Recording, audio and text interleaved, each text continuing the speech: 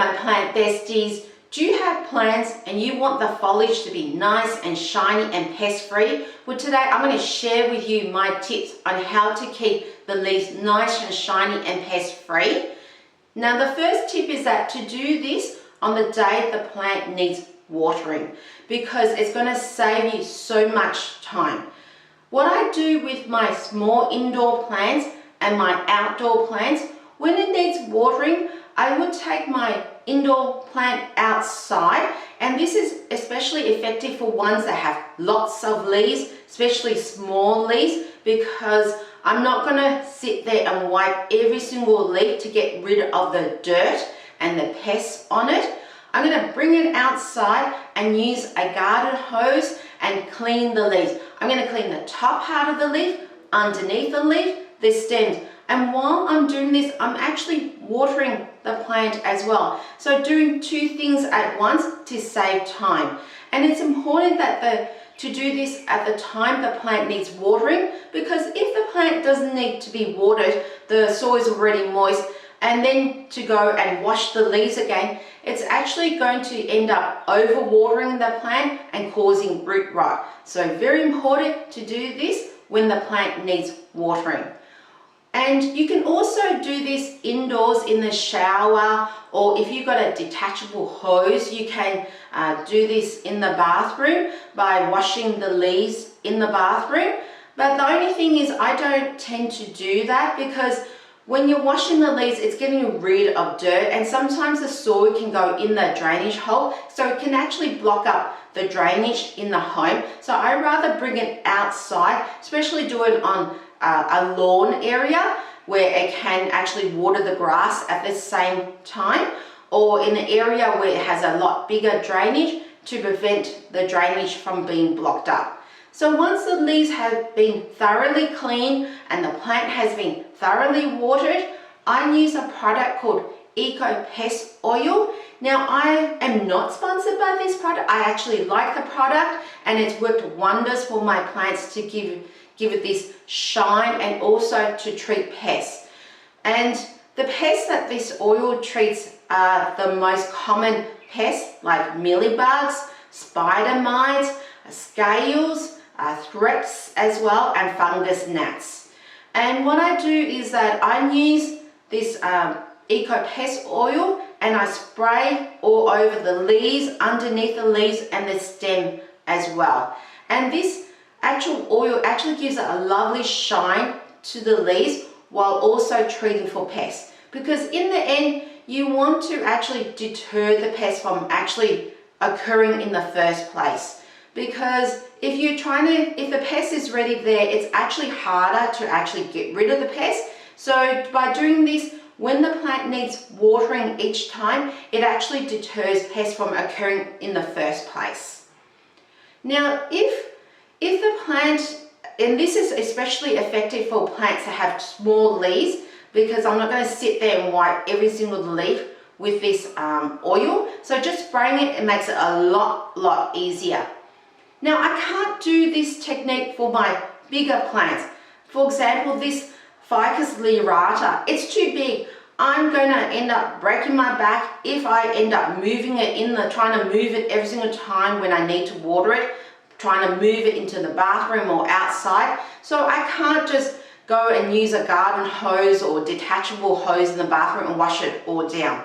What I do with my big plants is that I use a damp microcloth towel and I wipe the leaves, and that's how I clean the leaves.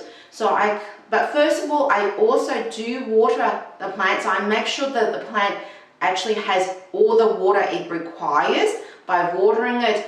Generally, on the day I do the treatment, I water the plant, then I use a damp microcloth towel and I gently wipe the leaves. It's not like scrubbing, so it's gentle wipes, and I'm filming and I'm wiping the leaves at the same time. But if I wasn't filming, I would use my left hand and put it underneath the leaf to give it extra support. But if you're left-handed, you'll do the opposite and put the right hand underneath the leaf just to gently wipe the leaves. You don't want to scrub, because it's not like washing dishes where you really want to scrub and get rid of all the dirt. Wiping the leaves is just a gentle wipe. You're trying to clean the dirt off it and also trying to get rid of the pests as well. And if you scrub the leaves, what's going to happen is actually going to damage the leaves. So it's just a gentle wipe. Once that's done, I also use the Eco Pest Oil, and I don't actually spray it all over the leaves, because the problem with spraying all over the leaves there, it's the oil is going to drip. So it's going to drip on my furniture, on my couch, and when I'm spraying it, it could go everywhere. So I tend not to use the spray directly on the leaves. I spray the product on the separate microcloth towel, and then I use that to wipe the leaves. And I found that that's fantastic. Not only does it save me from cleaning afterwards, it also is an extra way to make sure that everything gets cleaned. And that's how I keep my plants leaves nice and shiny and pest free. If you found this content helpful, don't forget to help your crazy plant lady out by hitting the likes button and subscribing to the channel.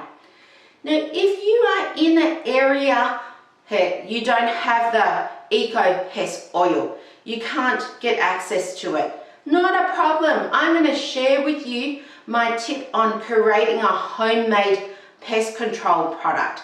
What I do is I use neem oil. So what the ingredients involve is 1 liter of water, 10 mils of neem oil, and 10 mil of dishwashing liquid.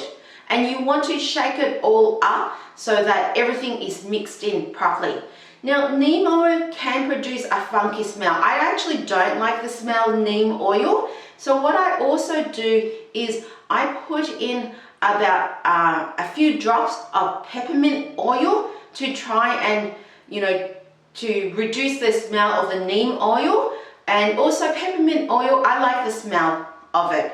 If you don't like the smell of peppermint oil, you can also substitute it with another oil like lavender oil, works well as well, but you only want a few drops of it just to mask the smell of the neem oil. Once that's done, shake the butter up really, really well, and then use this solution instead of the Eco Pest Oil. The other tip I have is that once you have done this sort of routine of watering, cleaning the leaves, and also doing the pest control treatment, you want to place the plant in the area where it has a lot of air circulation. And you want to place in an area where there's no direct sunlight hitting the plant, because it's an oil. First of all, if direct sunlight hits the plant, it can burn the leaves. And the second part is that you want the water on the leaves to evaporate quickly. So you want a lot of air circulation. If the water and the pest treatment stays on the leaves for too long, it can actually cause things like fungal disease. So you want an area where it's a lot of air circulation to avoid those things from occurring. Now, I've actually seen some people use milk to actually keep the leaves shiny and keep it clean and to help avoid pests. And milk does have a natural fungicide effect in it. And what people do is they use 50% milk and 50% water in a bottle instead of the neem oil or the Eco Pest Oil.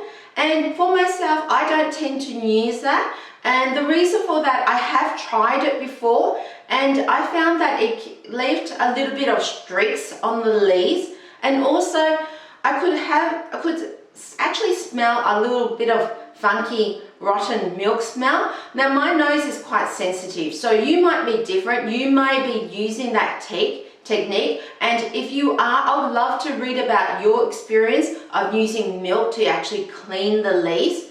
And for myself, the other part is I don't use this sort of solution with milk because I actually love drinking coffee, so I rather use my milk to make coffee.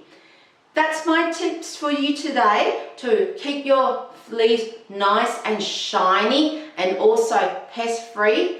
If you have tips of your own, I'd love to read about in the comment section down below. And don't forget to please help your crazy plant lady out by hitting the likes button and subscribing to the channel so I can create more content for your viewing.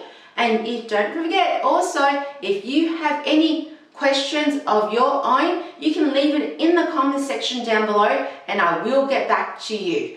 If you did enjoy this content, watch this video here on how I explain on how to avoid brown leaves on our monstera. I'll see you in the next video.